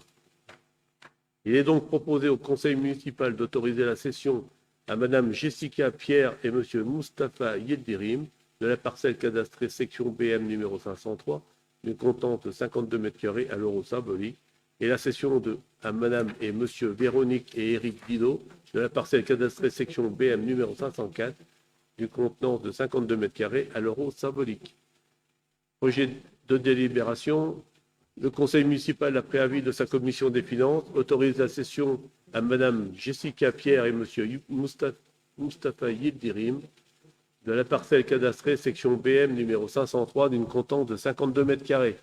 Fixe le prix de cette cession à l'euro symbolique. Autorise la cession à Madame et Monsieur Véronique et Éric Didot de la parcelle cadastrée section BM numéro 504 d'une contente de 52 mètres carrés. Fixe le prix de cette cession à l'euro symbolique. Autorise Monsieur Frédéric Bréjard, adjoint au maire, à signer les actes administratifs de vente. Merci François. Donc je pense qu'on a pris le point tout à l'heure. Donc qui est contre cette délibération, qui s'abstient, elle est votée à l'unanimité. Eh bien écoutez, je vous remercie. Je vous souhaite une bonne fin de soirée et puis un bon appétit pour celles et ceux qui vont dîner. Et parce que mon adjoint a faim, visiblement. Et puis, ben, on se voit au mois de mars. À bientôt. Merci.